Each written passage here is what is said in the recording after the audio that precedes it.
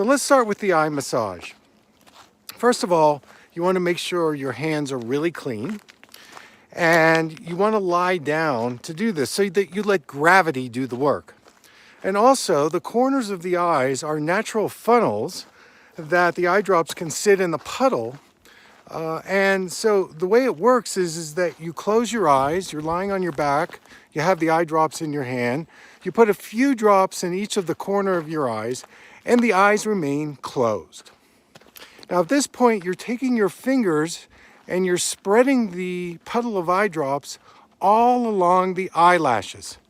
Now the eyelashes are a place where the glands live that produce the tears that help moisturize the cornea.